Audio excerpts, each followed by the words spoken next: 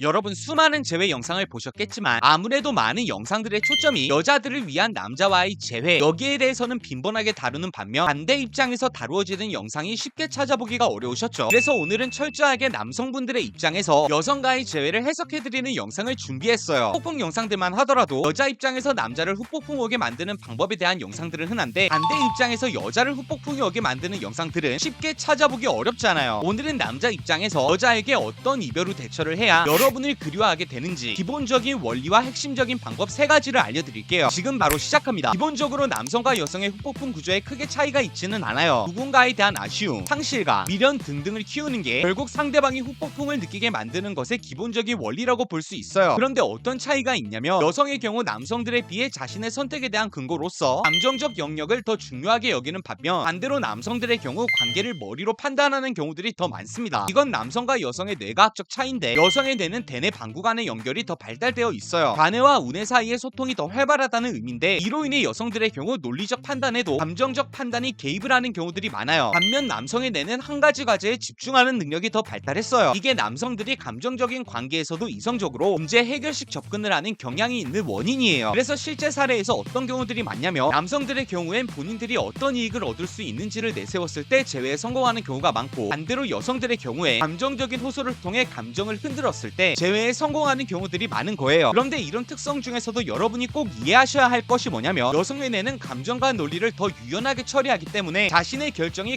감정적으로도 논리적으로도 옳은 결정을 내려야 한다는 느낌을 더 강하게 느껴요. 바꿔 말해서 이성과 감정이 충돌할 때 더 큰 불편함을 느낀다는 거죠. 이런 차이로 인해 이별 상황에서는 여성들이 내가 정말 올바른 결정을 내렸나? 라는 의문을 가지고 자신의 결정이 합리적이라는 확신을 얻지 못할 때 더 큰 불안과 괴로움을 경험하게 되는 거예요. 결론적으로 말하자면 여자가 자신의 판단에 합리화조차 불가능한 의구심을 가지게 만들면 그때 여성들이 후폭풍을 느끼는 경우들이 폭발적으로 늘어난다는 거예요. 그거 어떻게 하는데요? 지금부터 여자들의 후폭풍을 유도하기 위해 남성 입장에서 해야 할 대처 3가지를 차근차근 알려드릴게요. 첫 번째, 지금과 비교가 안 될 정도로 잘나지세요. 엄청 뻔하게 들리는 말이죠. 그런데 제가 굳이 오늘 영상에서 이 말을 강조하는 이유는 여러분 스스로를 한번 되돌아보시라는 거예요. 대다수의 사람들은 이별 후에 무기력함에 빠져들어요. 더 나은 삶을 살기는커녕 지금보다 더 못한 생활을 유지하고 회피적이고 당장의 우울감을 떨쳐낼 수 있는 활동에만 매진하기도 하죠. 그러면서 내가 아무런 노력을 하지 않아도 상대방의 감정이 알아서 돌아와 주길 기대하면서 내 재회를, 내 관계를 운에만 맡기고 있는 거예요. 물론 여러분이 이걸 머리로 모르는 건 아니에요. 알면서도 당장 쉽게 달라질 것 같지도 않고 단기간 내에 달라질 수도 없다는 생각이 들고 그리고 무엇부터 해야 할지 감이 잡히지 않으니 시작 자체를 못하는 거죠. 근데 본질적으로 이별은 여러분의 현재 상태를 상대방이 더 이상 원하지 않아서 생기는 거예요. 물론 상대방이 순간적으로 내 가치를 망각했을 수도 있고 관계의 의미를 실감하지 못해서 이별을 했을 수도 있지만 정말 더 이상 나라는 사람이 연인으로서는 상대방에게 유용 가치가 없는 사람일 수도 있다는 거예요. 그런데 이런 자기 발전은 하나도 없는 채로 단순히 상대방의 감정 변화에만 기대서 재회를 하려 한다는 건 어려운 노력은 하기 싫고 대회는 하고 싶기 때문에 운에 이 재회를 맡긴다는 아주 배부른 소리인 셈이죠. 하다못해 외모가 지금과 확연히 다르게 보일 정도로 좋아지던지 내 분야에서 괄목할 만한 성과를 내던지 그것도 아니라면 내가 걸친 옷까지라도 달라지세요. 가장 좋은 건 누가 들어도 쉽게 이룰 수 없는 성과를 단 한 가지라도 내야 해요. 이런 새로우면서도 신선하면서 자극적인 정보가 하나라도 있어야 전혀 관심이 없는